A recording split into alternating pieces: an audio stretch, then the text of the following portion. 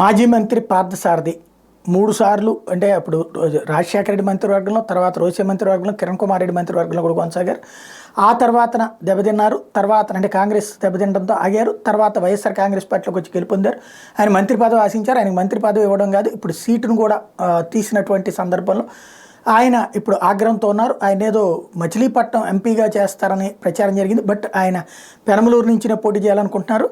అయితే ఆయనకి టికెట్ ఇవ్వకుండా అక్కడికి జోగి రమేష్ ఇచ్చినటువంటి నేపథ్యంలో తీవ్ర ఆగ్రహం వ్యక్తం చేస్తున్నా. నాకు ఏ అర్హత లేదని మంత్రి పదవి ఇవ్వలేదో తెలియదు, ప్రతిపక్షాలపై దౌర్జన్యాలు చేయకపోవడమైన అసమర్థత, అసభ్య పదజాలం వాడకపోవడమైన అసమర్థత, వైసీపీలో బీసీలకు అగ్రతాంబూలో నేతి బీరకాయలు నెయ్యి చందమే, బలహీన వర్గాలకు వైకాపాలో గుర్తింపు ఉంటుందని గతంలో చెప్పా.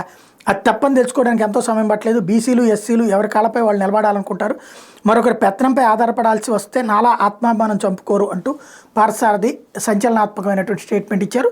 ఆయనకి నూజు విడిస్తారన్న ప్రచారం జరిగింది. తెలుగుదేశం పార్టీలో ఏం జరుగుతుందో చూడాలి.